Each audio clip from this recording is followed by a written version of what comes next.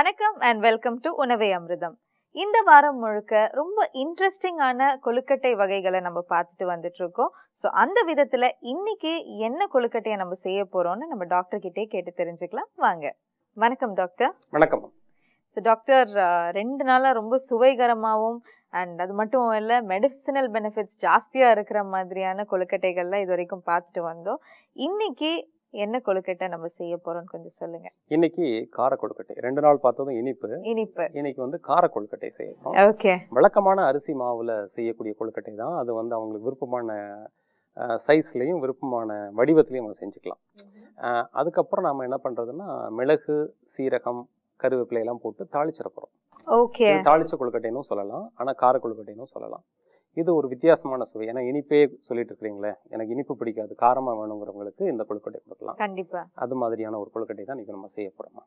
Okay doctor. So இந்த கார கொழுக்கட்டையை சாப்பிட்றதுனால என்ன மாதிரியான பெனிஃபிட்ஸ் எல்லாம் வருது? பொதுவா இதுல நம்ம மிளகு, சீரகம், அப்புறம் வந்து தேவையான கொஞ்சம் தனியா போட்டுக்கலாம், கருவேப்பிலை எல்லாம் போடலாம். இது போடும்போது இந்த கார கொழுக்கட்டை செரிமான தன்மையை அதிகப்படுத்தும். ஃபர்ஸ்ட் இந்த செரிமான தன்மையை அதிகப்படுத்துறது அப்படிங்கிறது என்ன அடிப்படை அப்படின்னாச்சுன்னா, அந்த மிளகா இருக்கட்டும் அல்லது கருவேப்பிலையா இருக்கட்டும் குடலை சுத்தப்படுத்துது. இந்த குடல்ல சுத்தப்படுத்துது அப்படிங்கிறதோட மாத்திரம் இல்லாமல் இந்த உள் அடுக்குகள் இருக்கும். இந்த உள் அடுக்குகள் ரொம்ப முக்கியம். அப்பதான் அது வந்து அந்த செரிமான நீர், டைஜஸ்டிவ் என்சைம்ஸ்லாம் நல்லா சுரக்கிறதுக்கு அந்த உள் அடுக்குகள் ரொம்ப முக்கியம். இன்றைய காலகட்டத்தில் சின்ன குழந்தைகளாகட்டும் அல்லது பெரியவங்களாகட்டும் 80% பேருக்கு மேலே உலகம் முழுவதும் எடுத்த WHO ரிப்போர்ட் என்ன சொல்லுது அப்படின்னா, இந்த இரத்த சோகை அப்படிங்கிறது தாக்கப்பட்டவங்களா தான் இருக்கிறாங்க அப்படின்னு சொல்லுது. இந்த இரத்த சோகையை நீக்கிறதுக்கு இந்த கார கொழுக்கட்டை உதவியா இருக்கு. பொதுவாகவே நம்ம என்ன சொல்லுவோம் அப்படின்னாச்சுன்னா, கொஞ்சம் பசி ஆர்வம் குறைவா இருக்குது அல்லது கொஞ்சம் டேஸ்ட் தெரிய மாட்டேங்குது அப்படிங்கிறவங்களுக்கெல்லாம் என்ன சொல்லுவோம் அப்படின்னாச்சுன்னா, கொஞ்சம் கருவேப்பிலையெல்லாம் வறுத்து உப்பு மிளகு சேர்த்து பொடி பண்ணி வச்சுக்கிட்டு இட்லியோடையோ சோறோடையோ போட்டு சாப்பிட சொல்லுவோம். அப்படி செய்யும்போது இந்த பசி ஆர்வம் கூடுறது, டேஸ்ட் கூடுறது, இதெல்லாம் கூடும் ஆட்டோமேட்டிக்காக. எப்படி கூடுது அப்படின்னாச்சுன்னா, அந்த இரத்த அணுக்கள் உற்பத்தி ஆகக்கூடிய திசுக்களை பலப்படுத்துறதுனால தான். அதே கலவை தான் அந்த கொழுக்கட்டையில் நம்ம போடுறதுனால அந்த நன்மைகள் நமக்கு கிடைக்கும். ஒரு தானியத்திலே மிகவும் முதன்மையான தானியம்னு சொல்லக்கூடியது நெல். அந்த நெல்லில் இருக்கக்கூடிய அந்த அரிசி, அது இப்போ வந்து சில தீட்டப்பட்ட அரிசி, அது மாதிரி மாறுபட்ட அரிசி எல்லாம் நிறைய வருது. அதெல்லாம் அந்த கொழுக்கட்டைக்கு உகந்தது கிடையாது. பழைய காலத்தில் பயன்படுத்தக்கூடிய அரிசி வகைகள் இப்போ தாராளமாக மார்க்கெட்டில் கிடைக்குது. அந்த அரிசியில் ஒன்று தான் நம்ம எடுத்து கொழுக்கட்டை செய்யணும். அப்படிங்கும்போது அந்த அரிசியில் இருக்கக்கூடிய நன்மைகள் எல்லாம் முழுமையாக உள்வாங்கிறதுக்கு இந்த கூட சேர்த்துக்கூடிய பொருட்கள்லாம் உதவியாக இருக்குது. இந்த மாதிரியான கொழுக்கட்டை நம்ம செஞ்சு சாப்பிடும்போது, இந்த கார கொழுக்கட்டை சாப்பிடும்போது இந்த காலத்தில் வரக்கூடிய நோய்கள் எல்லாம் வராமல் தடுக்கிறதுக்கு உதவியாக இருக்குது. இந்த கலவை நம்ம சாப்பிடும்போது பார்த்திங்கன்னா தொற்று நோய்கள், அதாவது இம்யூனிட்டி நல்லா கூடுறதுனால தொற்று நோய்கள்னால வரக்கூடிய பாதிப்புகள் எல்லாமே தடுக்கும். Okay doctor. ஸோ இந்த கார கொழுக்கட்டையை வந்து தாளிக்கிறது வந்து நம்ம எண்ணெயில் தாளிக்கிறோமா டாக்டர்? நல்லெண்ணெய், தேங்காய் எண்ணெய் அல்லது பசு நெய், எதில் வேணாலும் தாளிக்கலாம். ஸோ இதனால எந்த ஒரு ஆஸ்பெக்ட்ஸும் பிரச்சனையோ அந்த எண்ணெயில் தாளிக்கிறதுனால அப்படின்ற ஒரு ப்ராப்ளம்லாம் இல்லைல்ல டாக்டர்? பொதுவாக எண்ணெய் தாளிப்பு அப்படிங்கிறது படிப்படியாக குறைஞ்சிட்டு வருது. காரணம் என்னன்னா, ஒரு அச்சுறுத்தல், பயம் இருக்குது, தேவையில்லாத பயம் இருக்குது. எண்ணெய் சேர்க்காத, எண்ணெய் எங்கள் வீட்டில் ஒட்டு மொத்தத்தில் எங்கள் வீட்டில் 4 பேருக்கும் சேர்ந்து 1/2 லிட்டர் தான் நாங்கள் வாங்குவோம் அப்படின்லாம் சொல்கிறது ஒரு வழக்கமாக இருக்குது. பொதுவாக ஒரு பழமொழி உண்டு, வைத்தியருக்கு கொடுக்கறத வாணியருக்கு கொடு அப்படின்னு. வாணியர் அப்படிங்கிறது பொறுத்த வரைக்கும் எண்ணெய் வியாபாரம் பண்ணுறவங்க, வைத்தியருங்கிறவங்க உங்களுக்கு தெரியும் மருத்துவர். அவருக்கு கொடுக்கறதை விட வாணியர்னு சொல்லக்கூடிய அந்த எண்ணெய் வியாபாரிகளுக்கு கொடுக்கறது நல்லது அப்படிங்கிற ஒரு பழமொழி ரொம்ப காலத்துக்கு முன்னாடியே இருக்கு. என்ன அடிப்படை அப்படின்னா, எண்ணெய் நம்ம வீட்டில் தாராளமாக இருக்கணும், உணவில் தாராளமாக இருக்கணும். அப்படி இருக்காச்சுன்னா பல விதமான நோய்கள் வர்றதை தடுத்துட முடியும். நம்ம ஊரில் இருக்கக்கூடிய நல்ல எண்ணெயும் சரி, தேங்காய் எண்ணெயும் சரி, பசு நெய்யும் சரி, பல விதமான நோய்களை தடுக்கக்கூடிய ஆற்றல் கொண்டது. இப்போ இருக்கக்கூடிய அத்தனை நோய்களும் வராமல் தடுக்கிறதுக்கு நல்லெண்ணெயில் உள்ள சத்துக்களே போதுமானதாக இருக்கும். போதுமான அளவுக்கு எண்ணெயை நம்ம பயன்படுத்துறதுனால இந்த வியாதிகள்லாம் வராமல் தடுக்க முடியும். Okay doctor. ஸோ பல அட்வான்டேஜஸ் சேர்ந்த இந்த கொழுக்கட்டையை வந்து ரொம்பவே இன்ட்ரெஸ்டிங்காக இருந்தது நீங்கள் சொன்ன விஷயங்கள்ல. ஸோ இது எப்படி செய்யறதுன்னு பார்த்துருவோம். செஞ்சுட்டு வரோம். ஸோ டாக்டர் சொன்ன இந்த கார கொழுக்கட்டையை எப்படி செய்யலான்னு பார்க்கலாம் வாங்க. ஸோ கார கொழுக்கட்டை செய்ய தேவையான பொருட்கள்: அரிசி மாவு, தாளிக்க தேவையான பொருட்கள் கருவேப்பிலை, ஜீரகப்பொடி, மிளகுத்தூள், கருப்பு உளுந்து, அப்புறம் எப்பவும் போல தேவையான அளவு உப்பு.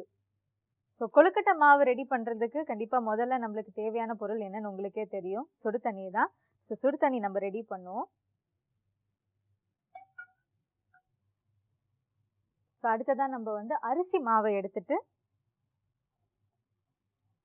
பேனில் போட்டு தேவையான அளவு உப்பு இதில் சேர்த்துக்கலாம்.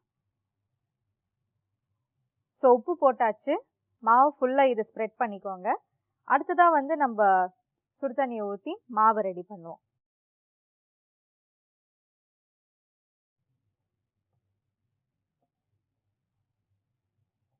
ஸோ மாவு நம்ம பிசைஞ்சாச்சு, கொழுக்கட்டைக்கு ஏற்ற மாதிரி மாவை நீங்கள் பிசைஞ்சிக்கோங்க. அடுத்ததாக நம்ம இட்லி குக்கர் வச்சு சின்ன சின்ன உருண்டையாக வந்து உருட்டி அந்த குக்கரில் வேக வைக்கலாம். ஸோ அடுத்ததாக நம்ம இந்த இட்லி குக்கரில் கொஞ்சம் தண்ணி ஆட் பண்ணிக்கலாம். ஸோ இந்த பிசைஞ்ச மாவை சின்ன சின்ன உருண்டையாக போட்டு இட்லி தட்டில் வைப்போம்.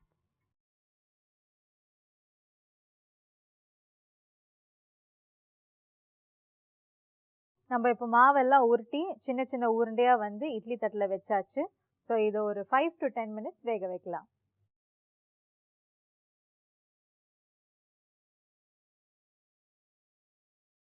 ஸோ ஸ்டவ் வந்து ஆஃப் பண்ணியாச்சு. அடுத்ததாக வந்து இதை நம்ம தாளிச்சிடலாம். ஸோ பேன் எடுத்து வச்சாச்சு, தேவையான அளவு எண்ணெய் ஊற்றியாச்சு. ஸோ எண்ணெய் காஞ்சிடுச்சு. முதல்ல வந்து கருப்பு உளுந்து போட்டுடலாம்.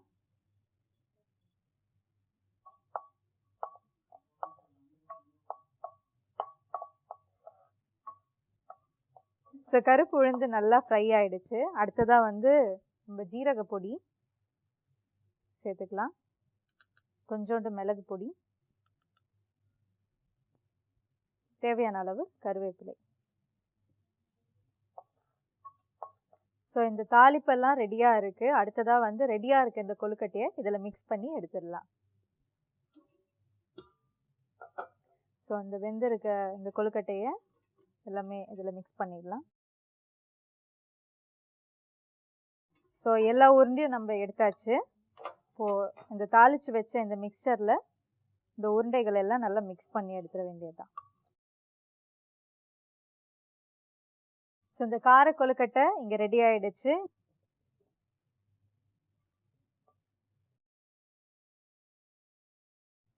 ஸோ ரொம்ப சூப்பராக இந்த கார கொழுக்கட்டை ரெடியாக இருக்குது. இது எப்படி இருக்குன்னு டேஸ்ட் பண்ணி பார்ப்போம்.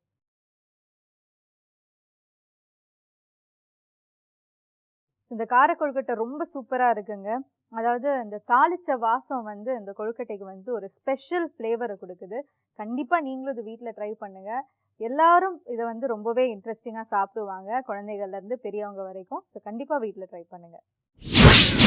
டாக்டர், முதல் நேயர் வந்து திரு ராம் அவர்கள் வந்து சென்னையிலேருந்து எழுதியிருக்காங்க. ஒரு ஐடி ஃபர்மில் ஒர்க் பண்ணிட்டு இருக்காரு.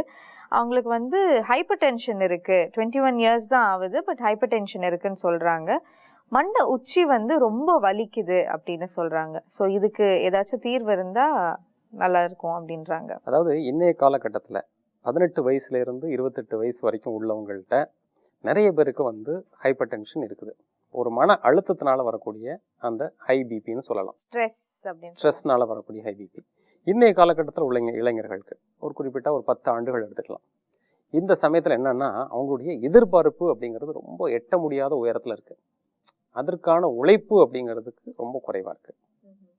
ஆனால் அவங்க என்ன நினச்சிக்கிறாங்க, நாம் வந்து அந்த அந்த நிலையை அடையிறதுக்கு நமக்கு தகுதி இருக்குன்னு தவறுதலாக அவங்க நினச்சிக்கிட்டாங்க.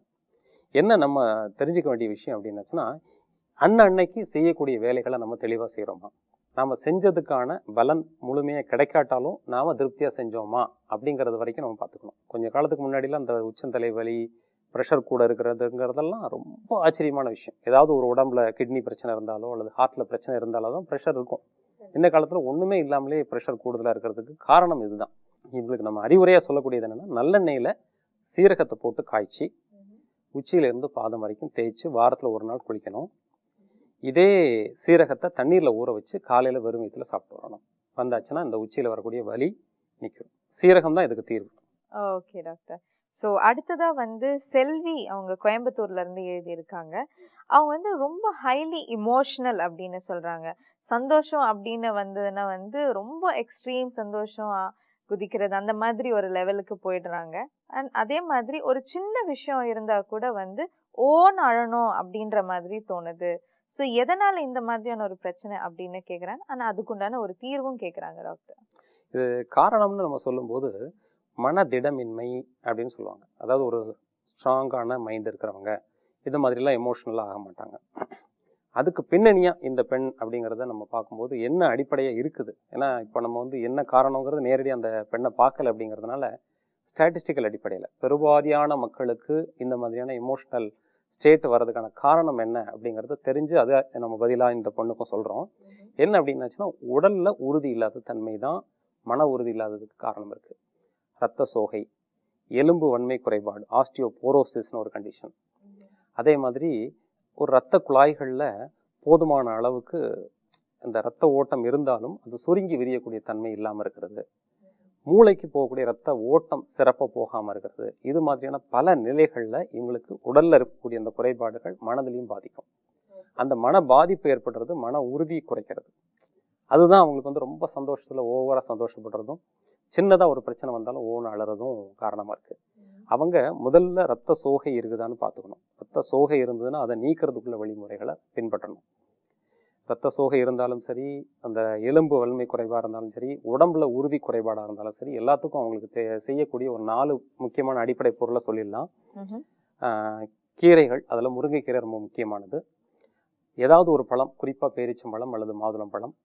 காய்களில் சிறந்த காய்கள், அவங்க ஊரில் கிடைக்கக்கூடிய நல்ல காய்களை தேர்ந்தெடுத்து சாப்பிட்றது.